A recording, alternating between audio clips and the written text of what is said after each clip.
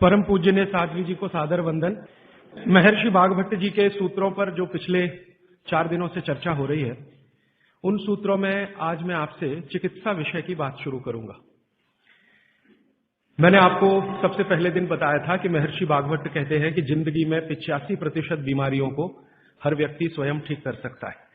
तो अब तक जो मैं बात कर रहा था कल तक, वो 85% वाला हिस्सा था। इसमें से आपको कोई भी बात ऐसी नहीं लगी होगी जो किसी विशेषज्ञ की मदद से करनी पड़े। अब तक मैंने जितना भी आपको बताया है वो सब इतनी सरल और सहज बातें हैं जो आप स्वयं कर सकते हैं। आज मैं आपको 15% वाले हिस्से की बात करूंगा। जो बचा हुआ 15% हिस्सा है जिसमें किसी विशेषज्ञ की जरूरत है, वो वाली बात आपसे शुरू करूंगा। लेकिन आज आप महसूस करेंगे व्याख्यान खत्म होने के बाद कि अरे ये 15% भी हम कर सकते हैं।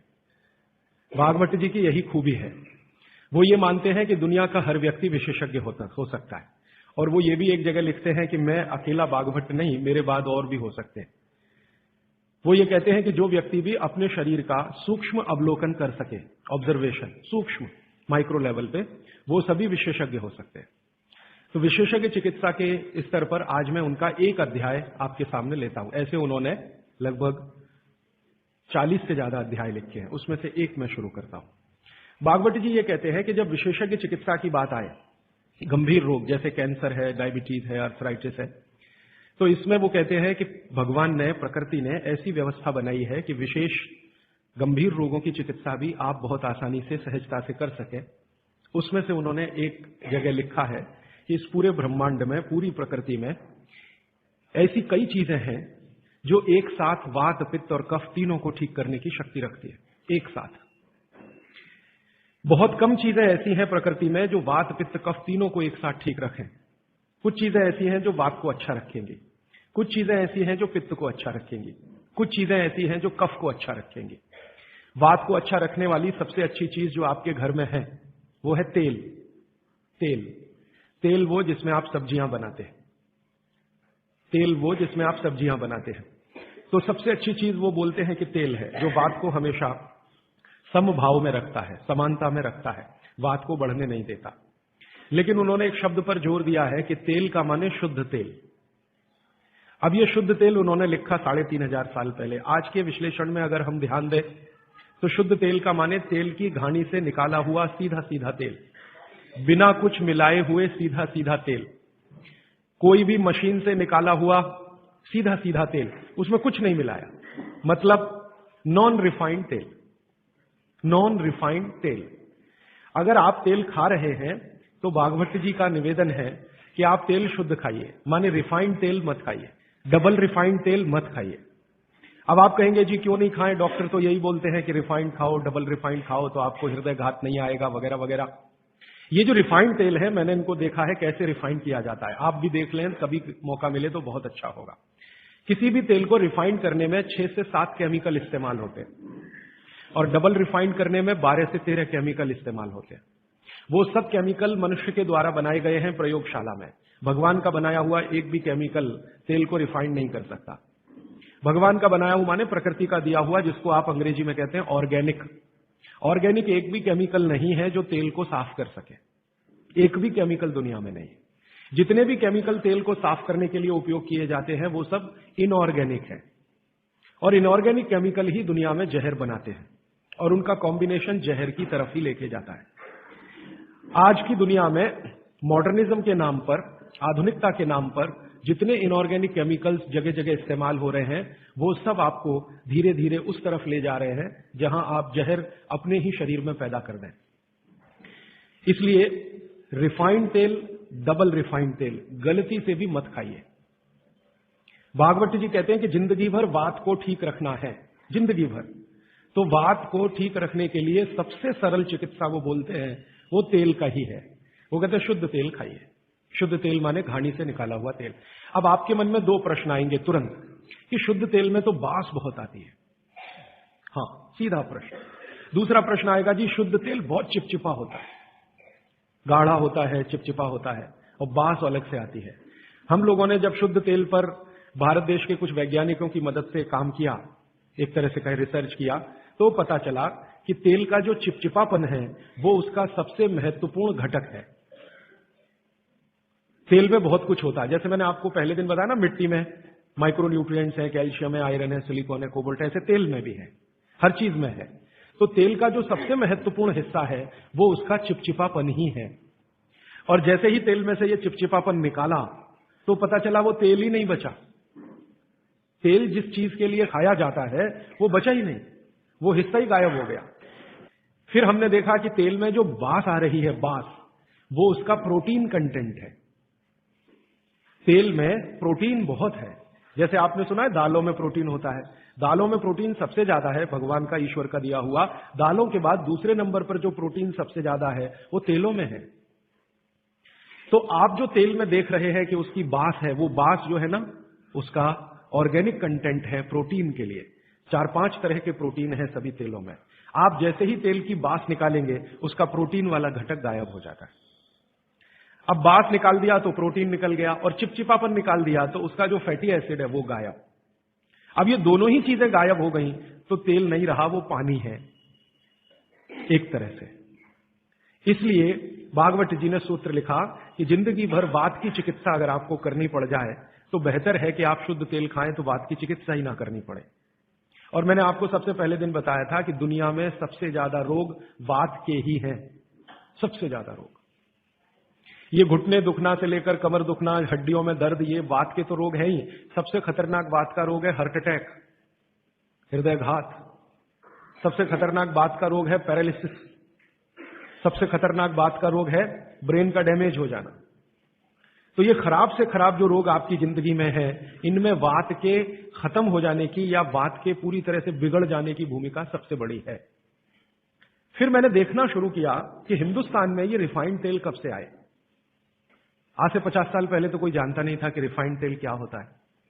ये पिछले 20-25 वर्षों में आए हैं रिफाइंड तेल। कुछ कंपनियां निकली इस देश में, कुछ विदेशों से आई, कुछ हिंदुस्तानी कंपनियां, दोनों ने मिलकर रिफाइंड तेल का चक्कर चलाया। रिफाइंड तेल बहुत अच्छा है, बहुत अच्छा है। अब ये बहुत अच्छा उन्होंने कहा, किसी ने माना नहीं, तो डॉक्टरों से कहलवाया, बहुत बड़े बड़े डॉक्टरों से कहलवाया। जो डॉक्टर अपने मरीजों को कहते हैं कि भैया तेल हमेशा रिफाइंड ही खाना, ये वाला तेल लाना, वो वाला तेल लाना, अलग अलग ब्रांड के है ना, सफोला ले आना, सनफ्लावर ले आना, ये ले आना, वो ले आना। इन डॉक्टरों के साथ मैंने जब वार्ताएं करना शुरू किया, खासकर बंबई के कुछ डॉक्टरों को जो हर समय ये प्रेस्क्रिप्शन के साथ कहना नहीं भूलते कि तेल सफोला का ही खाना या तेल ये ही खाना, तो मैंने कहा डॉक्टर साहब सफोला से आपका क्या रिश्ता है? जो आप हर मरीज को कहते हैं तेल सफोला का ही खाना, ये क्यों नहीं कहते तेल तिल का ही खाना? ये क्यों नहीं कहते तेल नारियल का ही खाना? ये क्यों नहीं कहते तेल मूंगफली का ही खाना? ये सफोला कहां से आ गया? हमारे यहां तो नारियल का तेल होता है, मूंगफली का तेल होता है, तिल का तेल होता है, सफोला का तेल ये हिंदुस्तान का। तो वो डॉक्टर तो नहीं बताते, लेकिन उनकी पत्नियां बताती हैं कि वो सफोला वाला आता है ना। तो डॉक्टर साहब को कभी रेफ्रिजरेटर दे जाता है, कभी टेलीविजन दे जाता है, कभी डॉक्टर साहब और मुझे मिला के नेपाल की यात्रा करा देता है, कभी हमारे बच्चों के साथ हमको अफ्रीका की सफारी दिखा देता है। तो ये है चक्कर सारा कि एक तरह से किकबैक डॉक्टर साहब को प्रत्यक्ष और परोक्ष रूप से मिल रही है। इसलिए डॉक्टर साहब बार बार कह रहे हैं कि सफोला का तेल खाना। अब ये सफोला का तेल हमने लेकर टेस्ट किया लेबोरेटरी में। सूरजमुखी का तेल जो अलग अलग ब्रांड का है वो टेस्ट किया लेबोरेटरी में। दिल्ली में all India institute of medical sciences के कई डॉक्टरों को इसमें इंटरेस्ट हुआ कि बात तो ये गहरी है, इस पे काम करके देखना चाहिए। तो वो डॉक्टरों ने जो कुछ भी निकाल के दिया है रिसर्च के रूप में, है तो बहुत मोटा हिस्सा, अगर बात करूं तो बहुत दिन बीत जाएंगे, उसका निष्कर्ष एक वाक्य में बता देता हूं कि तेल में जैसे ही आप बास को निकालेंगे और उसका चिपचिपापन हटाएंगे, वो तेल ही नहीं रहता, तेल के सारे महत्वपूर्ण घटक निकल जाते हैं। और डबल रिफाइंड में तो कुछ भी नहीं बचता। डबल रिफाइंड तो बिल्कुल छूछ है, कुछ है ही नहीं उसमें, और आप उसको खा रहे हैं। तो तेल के माध्यम से शरीर को जो कुछ चाहिए वो मिलता नहीं। आप बोलेंगे जी तेल के माध्यम से हमारे शरीर को क्या मिलता है? मैं बार बार एक शब्द पे आपको ध्यान लाया, HDL, हाई डेंसिटी लिपोप्रोटीन। ये तेलों में से ही आता है आपके शरीर में। वैसे तो ये लीवर में बनता है, लेकिन तेल खाएं तब, खाएंगे नहीं तो बनेगा नहीं है। तो शुद्ध तेल आप खाएं तो आपके लीवर की मदद से HDL आपके शरीर में बेहतरीन स्थिति में रहे। और ये HDL ही है जो आज की रिसर्च बताती है जो वात को कंट्रोल कर सकता है। HDL ही है। तो आधुनिक विज्ञान का ये HDL और 3500 साल पहले के विज्ञान बाघभट्ट चिकित्सा का तेल, ये दोनों एक ही चीजें हैं। तो आप शुद्ध तेल खाएं तो HDL अच्छा रहे, HDL अच्छा रहे, जिंदगी में हार्ट अटैक आने की कोई संभावना नहीं। आप निसंकोच अपना जीवन बिताइए। फिर एक और महत्व की बात, हमने हमारे कुछ दोस्त लोग हैं इस अभियान में जुड़े हुए, उनके ऊपर एक्सपेरिमेंट किए। खासकर छत्तीसगढ़ में हमारे कुछ मित्र हैं। मैंने कहा भाई आप ऐसा करो, चिकित्सा करनी है तो बाघभट्ट की करो। हाँ ठीक है करेंगे। तुम डॉक्टर बंद कर दो। हाँ बंद कर देंगे। तो ऐसे हमने कुछ हमारे दोस्त इकट्ठे किए जिनको बहुत ज्यादा समस्या है कोलेस्ट्रॉल की, बहुत ज्यादा समस्या है ट्राइग्लिसराइड की, बहुत ज्यादा समस्या है हाई बीपी की। ऐसे कुछ लोग इकट्ठे किए और छत्तीसगढ़ में ये इसलिए किया कि छत्तीसगढ़ भारत में ऐसा एक राज्य है जहां शुद्ध तेल अभी भी मिलता है। गांव गांव में तेल निकालने वाली घानियां हैं, आसानी से तेल उपलब्ध है और आसानी से सरसों भी उपलब्ध है, मूंगफली भी उपलब्ध है। तो वहां करने का ये एक ही प्रयोजन था और ये लगभग हम 3-3.5 साल से कर रहे हैं। अभी भी ये चालू है, हमारा काम बंद नहीं हुआ है। तो वहां हमने जिन जिन लोगों को शुद्ध तेल पर लाया उनका ये बंद करा दिया, रिफाइंड और डबल रिफाइंड, और शुद्ध तेल पर वो आते गए। अभी उनकी स्थिति ये है कि जब हम उनको डॉक्टर को दिखाते हैं और पुरानी रिपोर्ट लेके जाते हैं कि देखो 3 साल पहले इनकी ये रिपोर्ट थी, कोलेस्ट्रॉल इतना, ट्राइग्लिसराइड इतना, ये इतना, तो डॉक्टर कहता है ये रिपोर्ट में तो 8 दिन के ज्यादा जिंदा नहीं रहना चाहिए, हार्ट अटैक आना ही चाहिए और मरना ही चाहिए, लेकिन आप बचे कैसे हैं? तो अब रिपोर्ट ये देख लो। आज की रिपोर्ट उनको दिखाते हैं तो वो कहते हैं कि मिरेकल है, ये मिरेकल कुछ नहीं है, चमत्कार कुछ नहीं, बस एक ही है कि शुद्ध तेल खाया उन्होंने और जो तेल के घटक होते हैं वो भरपूर मात्रा में उनके शरीर को मिले, इसलिए उनके ट्राइग्लिसराइड्स लेवल कम हुए, कोलेस्ट्रॉल लेवल माने VLDL LDL कोलेस्ट्रॉल लेवल कम हुए, HDL उनका बहुत तेजी से बढ़ा, ब्लड प्रेशर उनका अपने आप कम हुआ, हार्ट अटैक आने की जो कंडीशन बनी हुई थी वो पूरी तरह से खत्म हुई। और अब इतना काम करने के बाद मुझे ये कॉन्फिडेंस हो गया है कि उनमें से 2 हमारे कार्यकर्ता तो ऐसे हैं जिनको हार्ट में भयंकर ब्लॉकेज थे, अभी चेक कराएंगे तो वो ब्लॉकेज भी नहीं मिलेंगे। ये आया रिपोर्ट और बाघभट्ट जी का देखकर फिर मैंने देखना शुरू किया। आप भी जरा पुरानी चीजें याद करिए, 20 साल पहले की, 25 साल पहले की। तो हमारे घरों में बहुत सारी चीजों में बहुत बार तेल का उपयोग होता था और तेल के साथ घी का उपयोग तो और भी ज्यादा होता था। तेल और घी एक ही कैटेगरी मान लें आधुनिक विज्ञान के हिसाब से, वैसे आयुर्वेद के हिसाब से दोनों अलग कैटेगरी हैं, लेकिन 1 मिनट के लिए मान लें हम, कितने बार हम घी का उपयोग करते थे घरों में? शीरा बना रहे हैं, हलवा बना रहे हैं, बिना घी के बन नहीं रहा है, दाल में घी खा रहे हैं, रोटियों पे घी खा रहे हैं, सब्जियों में घी खा रहे हैं और फिर सब्जियां तेल में बना रहे हैं। आप जरा कल्पना तो करिए, कितनी जगह तेल तेल तेल, कितनी जगह घी घी घी। और 40 साल पहले मैंने तो नहीं सुना, पता नहीं आपने सुना, मेरे पिताजी को मैं पूछता हूं कि कितने हार्ट अटैक होते थे, तो मेरे पिताजी कहते हैं अपने परिवार में तो एक भी नहीं हुआ। शायद आप 40 साल पहले के अपने परिवारों को देखें तो आपको भी पता चलेगा किसी को नहीं हुआ। तो जब उतना हम तेल और घी उपयोग कर रहे थे अपने दैनिक जीवन में, हमको हार्ट अटैक नहीं हो रहे थे। ये पिछले 10-12 वर्षों में क्या ऐसा हो गया जो इतने हार्ट अटैक हो रहे हैं? परसों किसी ने मुझे कहा कि 17 साल के एक बच्चे ने हार्ट का ऑपरेशन कराया अभी यहां चेन्नई में, अपोलो में या पता नहीं कहां।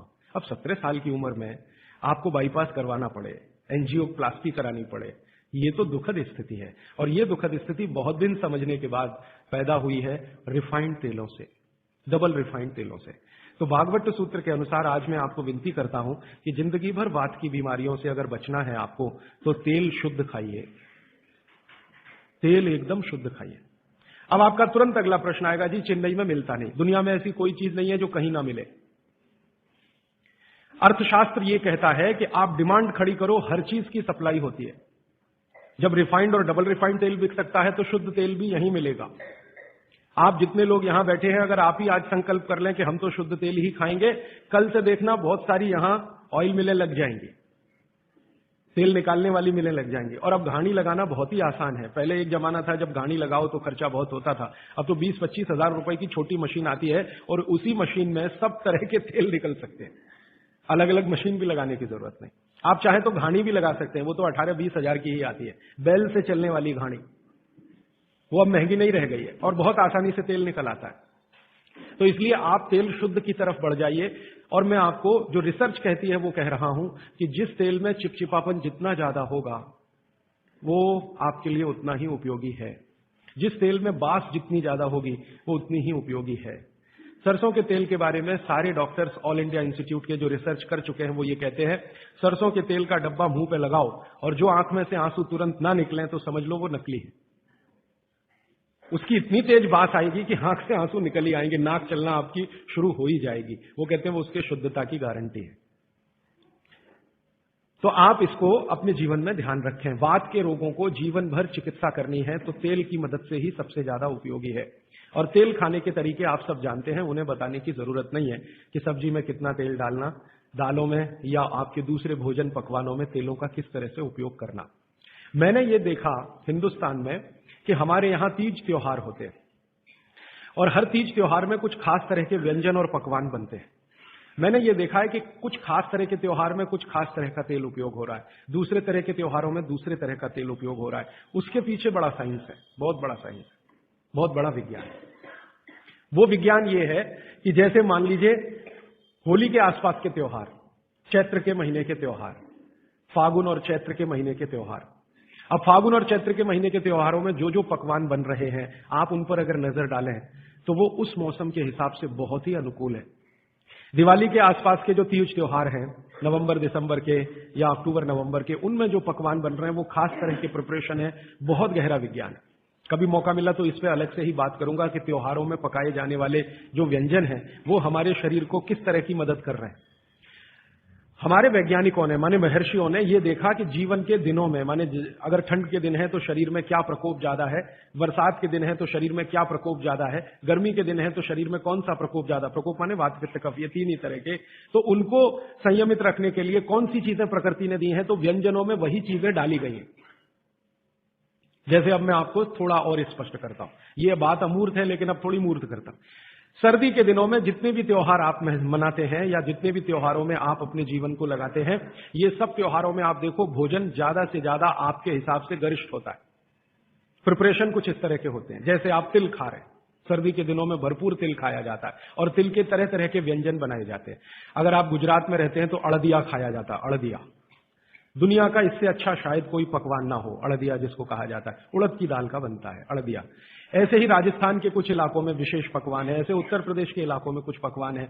लेकिन अगर महसूस करें तो ये सब भारी हैं, भारी गुरुत्व है इसमें। वाघभट्ट जी ने एक शब्द इस्तेमाल किया, गुरुत्व वाले पदार्थ, माने भारी हैं, आसानी से नहीं पचते, धीरे धीरे पचते।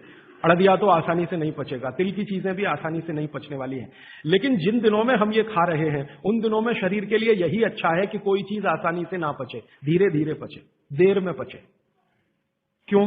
अब ये ठंडी के दिन होते हैं तो ठंडी के दिनों में शरीर में पित्त जो है ना थोड़ा कम होता है, पित्त थोड़ा कम होगा, वात ज्यादा बढ़ा हुआ रहेगा और कफ सबसे ज्यादा बढ़ा हुआ रहेगा ठंड के दिनों में। अब कफ सबसे ज्यादा बढ़ा हुआ है तो कफ का असर हमारी जठर अग्नि पर है। अब कफ का असर जठर अग्नि पर है तो जठर अग्नि भी थोड़ी कम रहती है, थोड़ी, जो गर्मियों के दिनों में वो भड़कती है उतनी नहीं होती। तो अगर आपकी जठर अग्नि कुछ कम है, कफ के प्रभाव में है, तो आप भोजन भी ऐसे खाइए जो तुरंत पचने वाले नहीं है, धीरे धीरे पचने वाले हैं, ताकि जठर अग्नि उसके साथ मेल कर ले अपनी गति का। ऐसे समझ लो जठर की गति कम होती है तो खाया जाने वाला खाना भी कम गति से पचने वाला हो तो बहुत अच्छा है। तो सोच समझकर यह तय किया गया कि सर्दी के दिनों में तिल खाना है, सर्दी के दिनों में मूंगफली खानी है, सर्दी के दिनों में गुड़ खाना है, सर्दी के दिनों में घी सबसे ज्यादा खाया जाता है। और आपने अक्सर वैद्यों से सुना होगा सेहत बनानी है तो यही दिन सबसे अच्छे हैं, माने खूब अच्छा अच्छा खाओ। और भगवान का दिया हुआ भी इन महीनों में भरपूर होता है। तिल भी इन्हीं महीनों में आते हैं, मूंगफली भी नई इन्हीं महीनों में आती है, चने भी इन महीनों में नए आते हैं। तो अच्छा खाना खाने का समय यही माना जाता है सर्दियों का।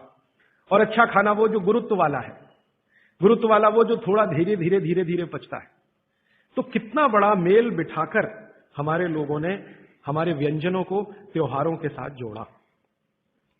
गर्मी के दिनों में उल्टा होता है, गर्मी के दिनों में आपका पित्त भड़कता है, माने अग्नि तीव्र है, तो आप ऐसा खाना खाओ जो जल्दी हजम हो जाए।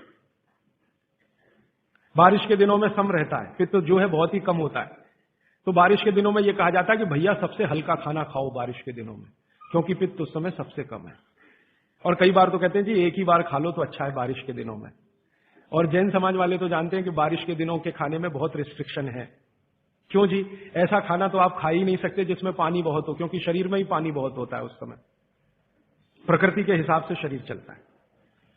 तो बारिश के दिनों में अक्सर आपने सुना है जैन साधु संतों के मुंह से कि हरा पत्ती का सब्जी मत खाओ, हरा सब्जियां मत खाओ, ये वगैरह वगैरह। हरे पत्ती की सभी सब्जियां बहुत पानी भरी बनी, पानी शरीर में ही पहले से ज्यादा है क्योंकि बारिश में नमी ज्यादा है। तो आप ज्यादा पानी के शिकार होंगे। ज्यादा पानी भी अच्छा नहीं है, कम पानी भी अच्छा नहीं है। तो इसलिए साधु संत जो कहते हैं वो भी कुछ विज्ञान के आधार पर कहते हैं। बस अंतर इतना ही है कि हमारे दिमाग में क्यों इतना गहरा घुसा हुआ है कि जब तक क्यों एक्सप्लेन कोई नहीं करता हम ना उसकी बात सुनते हैं ना मानते। तो अपने देश में भागवत जी के अनुसार वात की चिकित्सा जिंदगी भर अच्छी रहे आपकी तो तेल शुद्ध खाइए, ये एक सूत्र। अब दूसरा सूत्र वो कहते हैं कि पित्त की चिकित्सा, पित्त जिंदगी भर आपका ठीक रहे, आपको तकलीफ ही ना आए, तो कहते हैं देशी गाय का घी खाइए। पित्त को जिंदगी भर सम रखने के लिए अगर कोई एक चीज उन्होंने बताई है सबसे अच्छी, वैसे तो उन्होंने सैकड़ों चीजें बताई, सबसे अच्छी तो उसकी ऊपर की श्रेणी में गिनती है घी। घी माने गाय का घी। भैंस के घी के लिए उन्होंने बोला है, लेकिन उन्होंने कहा है कि वो एक ही कैटेगरी के लोगों के लिए है जो कुश्ती लड़ते हैं। कुश्ती लड़ते हैं माने पहलवानी करते हैं, दंड बैठक लगाते हैं, पहलवानी करते हैं, वो घुमाते हैं। इनके लिए उन्होंने कहा है कि ये गाय का घी कभी ना खाएं, ये भैंस का ही घी खाएं, क्योंकि होना ही उनको भैंस के जैसा है। आपके लिए नहीं है, आप सदगृहस्थ हैं, ना आपको कुश्ती लड़नी है, ना आपको पहलवानी करनी है, ना आपको दंड बैठक लगानी है, ना आपको रेस जीतनी है, आपको तो जीवन अपना चलाना है ठीक तरीके से। तो आपके लिए है गाय का घी। और पहलवान जो कुश्ती लड़ रहे हैं, अखाड़े में दंड बैठक लगा रहे हैं, मुगदर घुमा रहे हैं वगैरह वगैरह, इनके लिए है भैंस का घी। भागवत जी कहते हैं कि वो अगर गाय का घी खाएंगे तो बीमार पड़ेंगे, और आपने अगर भैंस का घी खाया तो आप तकलीफ में आएंगे। तो जिंदगी भर पित्त आपका ठीक रहे, पित्त से होने वाली बीमारियां ना हो, तो आप गाय का घी खाते रहिए। और तीसरी बात जो कहते हैं कफ, कफ को जिंदगी भर शांत रखना है, शमित रखना है, सम अवस्था में रखना है। तो सबसे अच्छी चीज जो उन्होंने बताई है, वैसे तो सैकड़ों है, लेकिन मैं सबसे अच्छी चीज पहले बता रहा हूं। वो कहते हैं नंबर 1 की चीज है कफ को शांत रखने के लिए, वो है गुड़। और ऑब्लिक करके उन्होंने एक चीज बताई है, शहद। तो वो कहते हैं कि जो शहद खा सकते हैं वो शहद खाएं, जो नहीं खा सकते वो गुड़ खाएं। अब आप में से जो जैन सिद्धांतों का पालन करने वाले हैं उनके लिए है गुड़, और जो जैन सिद्धांतों का पालन नहीं करते वो शहद भी ले सकते हैं। तो 3 चीजों की अब बात मैं कर रहा हूं। पहली चीज हो गई शुद्ध तेल, दूसरी चीज हो गई गाय का घी, और तीसरा हो गया गुड़। उल्टे से शुरू करता हूं, गुड़ कफ को कैसे शांत रखेगा। आधुनिक विज्ञान की जानकारी कुछ मैं आपको इसमें जोड़ना चाहता हूं। कफ जब भी बिगड़ता है, कफ जब भी बिगड़ता है तो शरीर में एक तत्व की बहुत कमी आ जाती है, वो है फास्फोरस। केमिकल है एक फास्फोरस। जब भी कफ बिगड़ेगा तो आप समझ लो आपके शरीर में फास्फोरस की कमी है। और फास्फोरस का एक छोटा भाई भी है, आर्सेनिक। आर्सेनिक वैसे तो शरीर में ना रहे तो अच्छा है क्योंकि जहर है, लेकिन बहुत मामूली मात्रा में रहे तो फास्फोरस को ताकत देता है ये आर्सेनिक। फास्फोरस का कॉम्प्लीमेंट्री है आर्सेनिक। ये केमिस्ट्री की बात है। अब आप समझ लीजिए कि कफ आपके शरीर में बढ़ गया, इसका माने फास्फोरस कम हो गया। तो भागवत जी ने कितनी इंटेलिजेंसी से चुना, गुड़ खाओ। हमने गुड़ को जब टेस्ट किया लेबोरेटरी में तो उसमें सबसे ज्यादा फास्फोरस ही है। गुड़ में सबसे ज्यादा फास्फोरस है। हालांकि उसमें थोड़ा मात्रा में आर्सेनिक भी है, लेकिन फास्फोरस उसमें सबसे ज्यादा मात्रा में है। और गुड़ जो बना है ना, किससे बना है? गन्ने के रस से। तो गन्ने के रस को टेस्ट किया तो पता चला गन्ने के रस में फास्फोरस है, लेकिन गन्ने के रस से ज्यादा गुड़ में है। गन्ने के रस में भी फास्फोरस है, लेकिन उससे ज्यादा गुड़ में है। तो क्या किया हमने? गन्ने के रस को गर्म किया। तो गर्म करने की जो प्रक्रिया है, इसमें फास्फोरस घटा नहीं बढ़ा। ये पता नहीं क्या अद्भुत विज्ञान है। तो भागवत जी ने यह नहीं कहा कि गन्ने का रस पियो, उन्होंने कहा गुड़ खाओ। गन्ने के रस को भी वो कह सकते थे क्योंकि फास्फोरस उसमें है, लेकिन गन्ने के रस से ज्यादा बेहतरीन स्थिति का फास्फोरस गुड़ में है, जो सबसे जल्दी हजम होता है। ये गुड़ ऐसी अद्भुत चीज है जो 1 दिन के बच्चे को भी खिलाया जा सकता है। 1 दिन के बच्चे को, आज बच्चा पैदा हुआ, आप शाम को उसे गुड़ दे सकते हैं, आज ही दे सकते हैं। हाँ, तो आप जो है एक ऐसी स्थिति में है जहां आपके पास कई चीजें उपलब्ध हैं। उनमें से भागवती जी चुनकर दे रहे हैं कि देखो ये है। अब गुड़ बनाने के पहले एक और चीज बनती है जिसको मराठी में कहते हैं काकवी। तरल गुड़ कहिए उसको, तरल गुड़। राब कहते हैं कई लोग उसको, राब, राजस्थान में राब कहते हैं। वो ये कहते हैं कि गुड़ और राब में आपके पास अगर चॉइस है तो राब खाइए, वो गुड़ से भी ज्यादा अच्छी है। तो राब हमने बनवाई और उसको टेस्ट किया लेबोरेटरी में, तो गुड़ से बेहतरीन स्थिति का फास्फोरस राब में है। तो आपकी जिंदगी का इसको हिस्सा बना लीजिए, हिस्सा। कफ की जिंदगी में तकलीफ कभी भी नहीं आए जो आप राब और गुड़ खाएं।